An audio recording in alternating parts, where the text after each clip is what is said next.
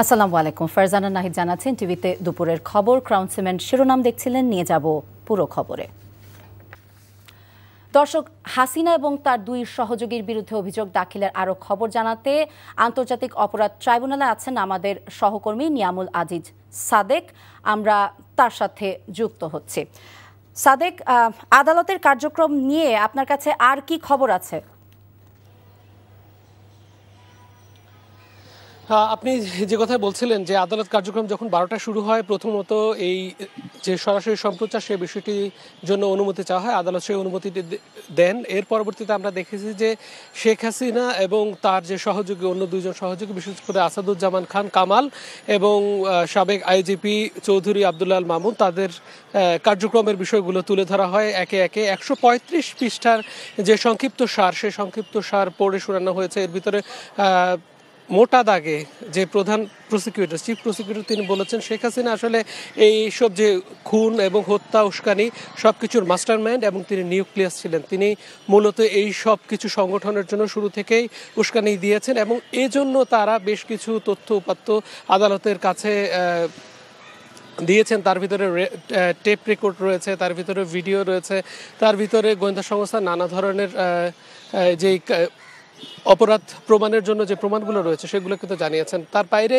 13টি volume আসলে রয়েছে এই যে তাদের বিরুদ্ধে 5টি যে অভিযোগ করা হয়েছে, বিশেষ করে শেখ হাসিনার বিরুদ্ধে, সেই বিষয়গুলোকে প্রমাণ করার জন্য 13টি ভলিউমে সাজানো হয়েছে। তার বিরুদ্ধে বলা হচ্ছিল যে 1971 সালে মহান মুক্তিযুদ্ধের পরই কিন্তু শেখ হাসিনা দলগতভাবে এবং আওয়ামী লীগ দলগতভাবে কিন্তু এই ধরনের ফ্যাসিস্ট আমল তৈরি করার জন্য কাজ করে যাচ্ছিলেন এবং বাকশাল তৈরি করার জন্য তাদের কিন্তু প্রচেষ্টা ছিল সেই স্বাধীনতার পর থেকে।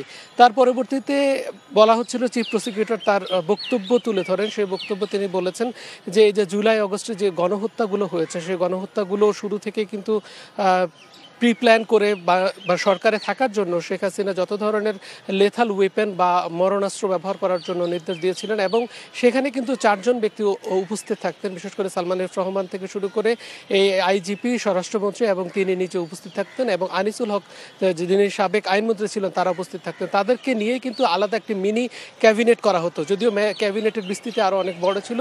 এর বাইরে 3 জনকে সবচেয়ে বিশ্বস্ত হিসেবে তিনি কিন্তু নানা ধরনের নির্দেশনা দিতেন বলে তাদের অভিযোগ এবং তদন্তে কিন্তু উঠে এসেছে। সেই কথাটি তিনি আদালতকে বলেছেন। আদালত তাদের কাছে জানতে চেয়েছেন যে সত্যিকার অর্থে কী কী ভয়াবহ অভিযোগগুলো তাদের সামনে পেশ করা হবে। তখন তিনি জানিয়েছেন যে 113 জনের বেশি শিশুকে কিন্তু হত্যা করা হয়েছে, জুলাই আগস্টে ম্যাসাকার করা হয়েছে, তার সাথে নারী হত্যা করা হয়েছে 13 জনের বেশি এবং একই সাথে গুম এবং আয়নাঘরের যে মাস্টারমাইন্ড তাদেরকে কিন্তু নির্দেশনা সরাসরি শেখ হাসিনা নিজে দিতেন। এই বিষয়গুলো কিন্তু আদালতের সামনে তুলে ধরা হয়েছে। আর 135 পৃষ্ঠা মোটামুটি যে উল্লেখযোগ্য যে অংশগুলো আছে সেগুলো পড়ার পরে তাকে বলা হচ্ছিল যে এই যে তাদের বিরুদ্ধে যে অভিযোগনামা, বিশেষ করে চার্জশিট গঠনের ক্ষেত্রে এটি আদালতে মেনটেনেবল কিনা সেই বিষয়টি নিয়ে শুনানি চলছে এবং শুনানি শেষের দিকে তার পরবর্তীতে জানানো হবে যে তার বিরুদ্ধে যে 5টি সুনির্দিষ্ট অভিযোগ, বিশেষ করে হত্যার হুমকি, হত্যার নির্দেশদাতা, উস্কানিদাতা এবং প্ররোচনার যে অভিযোগগুলো, এই প্ররোচনাগুলো মেনটেনেবল কিনা সেক্ষেত্রে আদালত রায় দিবেন এবং আদালতের রায়ের পরবর্তীতে কিন্তু এই যে আনুষ্ঠানিক যে কার্যক্রম, বিচারের যে আনুষ্ঠানিক কার্যক্রম, সেটি কিন্তু শুরু হওয়ার কথা রয়েছে। যদি আদালত কার্যক্রম শুরু করতে বলে সেক্ষেত্রে নতুন করে সাক্ষ্য দেওয়া হবে এবং 81 জন সাক্ষী রয়েছে। 81 জন সাক্ষী কিন্তু ধাপে ধাপে এসে বিভিন্ন সময় এসে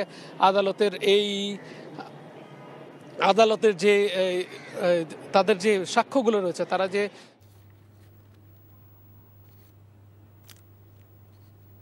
সাদেক, আপনি আমাদের সাথেই থাকবেন। দর্শক, এবারে আমরা যুক্ত হচ্ছি আমাদের আরেক সহকর্মী স্পেশাল করেসপন্ডেন্ট হাসান জাবেদের সঙ্গে। জাবেদ, অভিযোগ দাখিল হয়েছে আমরা জানি, আপনার কাছে আর কি আপডেট আছে?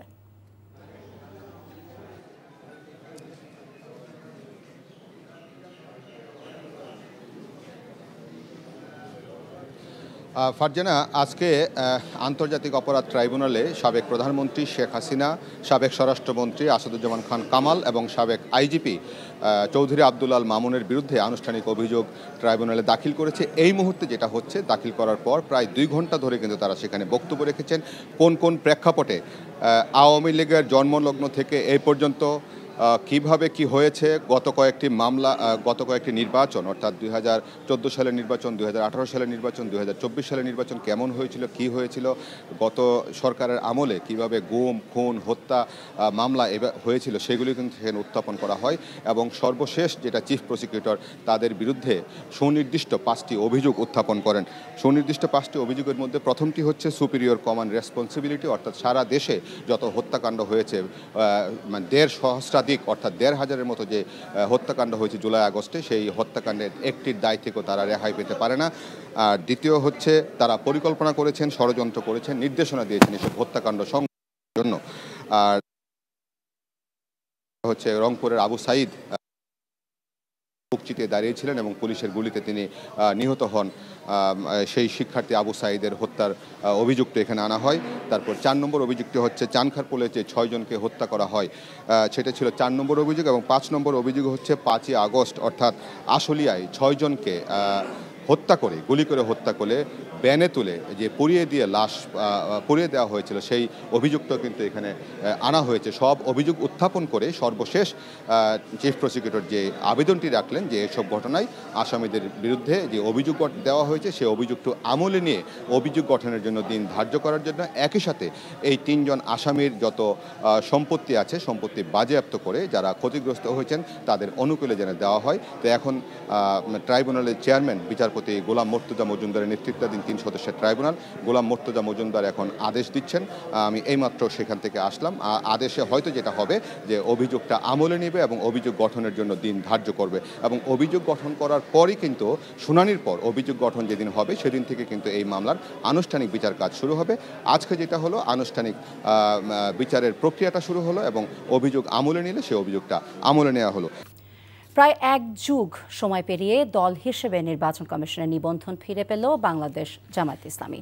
রোববার হাইকোর্টের রায় বাতিল করে জামায়াতের নিবন্ধন ফিরিয়ে দেওয়ার পাশাপাশি দলীয় প্রতীক দাঁড়িপাল্লার বিষয়ে সুরাহা করতে নির্বাচন কমিশনকে যথাযথ পদক্ষেপ নেওয়ার নির্দেশ দিয়েছে আপিল বিভাগ।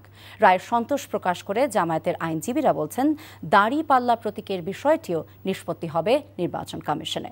তামজিদ সুমনের রিপোর্টে দেখুন বিস্তারিত। আওয়ামী লীগ শাসনামলে অর্থাৎ 2013 সালের শেষ ভাগে দলের নিবন্ধন হারায় বাংলাদেশ জামায়াতে ইসলামী, যার কারণে দলীয় প্রতীকে জাতীয় সংসদ নির্বাচনে অংশগ্রহণ করতে পারেনি দলটি। সরকারি চাপ ও হয়রানির কারণে ওই সময় নিবন্ধন ফিরে পেতে আইনি লড়াইয়ে কোনো পদক্ষেপও নিতে পারেনি দলটি। ছাত্র জনতার আন্দোলনের সময় 2024 সালের 1 আগস্ট নির্বাহী আদেশে বাংলাদেশ জামায়াতে ইসলাম ও ইসলামী ছাত্র শিবিরের রাজনীতি নিষিদ্ধ করে শেখ হাসিনা সরকার। 5ই আগস্টের পট পরিবর্তনের পর নতুন করে নিবন্ধন ও প্রতীক ফিরে পেতে আইনি লড়াই শুরু করে দলটি। ফেব্রুয়ারি থেকে মে এই 4 মাসে আইনি যুক্তিতর্ক উপস্থাপন করেন তারা। বেশ কয়েকটি কার্যদিবস শেষে রোববার সকালে আদেশ দেন সর্বোচ্চ আদালত।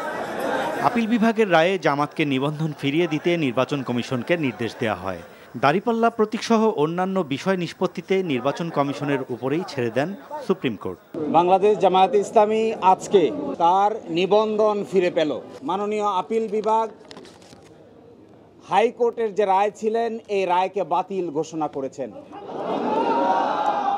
এবং ইলেকশন কমিশনকে নির্দেশনা দিয়েছেন বাংলাদেশ জামায়াতে ইসলামীর রেজিস্ট্রেশন এবং অন্য যে সকল ইস্যু ইলেকশন কমিশনের সামনে আছে বা আসবে সেগুলো যেন দ্রুতই নিষ্পত্তি করেন। নিবন্ধন ফিরে পেয়ে সন্তুষ্ট দলের আইনজীবী ও নেতারা। দলের প্রতীক দাঁড়িপাল্লাও ইসি থেকে ফিরে পাওয়ার প্রত্যাশা করেন তারা। ইলেকশন কমিশন আইন অনুযায়ী অতি দ্রুত জামাতের নিবন্ধন এবং জামাতের প্রতীক বুঝিয়ে দিবেন, এটা আমরা প্রত্যাশা করি। নির্বাচন কমিশনের আইনজীবী বলছেন রায় দেখে পদক্ষেপ নেবে কমিশন। আজকে আপিলে যেটা হলো সেটা হচ্ছে হাইকোর্টে যেটা জাজমেন্ট ছিল ওই জাজমেন্টটাকে ওনারা আজকে সেটিসফাইড করে দিলেন, বাতিল করে দিলেন। তার ফলে যেটা হলো হাইকোর্টের জাজমেন্টটা থাকছে না। মিনিংটা দাঁড়ালো হাইকোর্টের জাজমেন্টের আগে যে সিচুয়েশন ছিল, রেজিস্ট্রেশন সংক্রান্ত বিষয় ছিল, ওই সিচুয়েশনটা ফেরত আসে। 2008 সালে রাজনৈতিক দল হিসেবে নিবন্ধন পায় জামায়াতে ইসলামী। তরিকত ফেডারেশন সহ কয়েকটি সংগঠনের রিটের প্রেক্ষিতে 2013 সালের আগস্টে জামায়াতে ইসলামের নিবন্ধন বাতিল ঘোষণা করে রায় দিয়েছিল হাইকোর্ট। এরপর 2018 সালের 7 ডিসেম্বর দলটির নিবন্ধন বাতিল করে প্রজ্ঞাপন জারি করে নির্বাচন commission. Tamjid Suman, NTV news, Dhaka. বাংলাদেশকে উৎপাদনের হাব হিসেবে গড়ে তুলতে চীনা বিনিয়োগকারীদের এদেশে বিনিয়োগের আহ্বান জানিয়েছেন প্রধান উপদেষ্টা ডক্টর মোহাম্মদ ইউনূস। চীনা বিনিয়োগকারীদের নিয়ে আগারগাঁওয়ে বিডা কার্যালয়ে আয়োজিত দিনব্যাপী চীন বাংলাদেশ ব্যবসা এবং বিনিয়োগ সম্মেলনের উদ্বোধনী অনুষ্ঠানে তিনি এই আহ্বান জানান। প্রধান উপদেষ্টা চীনা বিনিয়োগকারীদের উদ্দেশ্যে বলেন, বাংলাদেশে তৈরি পোশাক, জ্বালানি, কৃষি, পাট, তথ্য প্রযুক্তি সম্ভাবনাময় শিল্প, তাই এখানে উৎপাদনের হাব বানাতে চীনা বিনিয়োগকারীদের এগিয়ে আসা উচিত। বাংলাদেশের মোট জনশক্তির অর্ধেকের বয়স ৩০ বছরের নিচে উল্লেখ করে তিনি আরও বলেন, এই তরুণেরা কাজে যোগ দিতে প্রস্তুত রয়েছে। Your large-scale investment in Bangladesh can be a game changer for our economy. Tens of millions of our young workforce who desperately need good jobs to express the skill and tenacity they have in making a mark in history. Bangladesh stands at the cusp of transformative era. Our interim government has been steadfast in implementing reforms aimed at enhancing the investment climate. নির্বাচন যত বিলম্ব হবে দেশে বিদেশে পতিত স্বৈরাচারের ষড়যন্ত্র আরও বাড়বে বলে মন্তব্য করেছেন বিএনপির স্থায়ী কমিটির সদস্য ডক্টর খন্দকার মোশাররফ হোসেন। জাতীয় প্রেস ক্লাবে এক আলোচনায় তিনি একথা বলেন। আওয়ামী লীগ যারা স্বৈরাচারী ফ্যাসিস্ট সরকার গত ১৬ বছর যাবৎ এই বিএনপিকে নিশ্চিহ্ন করে দেওয়ার জন্য আমাদের নেত্রী দেশনেত্রী বেগম খালেদা জিয়া, ভারপ্রাপ্ত চেয়ারম্যান তারেক রহমান এবং আমাদের সিনিয়র নেতৃবৃন্দ থেকে তৃণমূল পর্যন্ত নেতৃবৃন্দের উপরে কি পরিমাণ নির্যাতন করেছে। এই ছিল দুপুরের খবরে। এই খবরের ভিডিও আপডেট জানতে ভিজিট করুন NTV অনলাইন www.ntvbd.com। এছাড়া এনটিভি জনপ্রিয় সব অনুষ্ঠান এবং খবরের আপডেট জানতে ভিজিট করুন আমাদের ইউটিউব এবং ভেরিফাইড ফেসবুক পেজ। ৫টায় দেশের খবর দেখার আমন্ত্রণ রইল। সবাইকে ধন্যবাদ।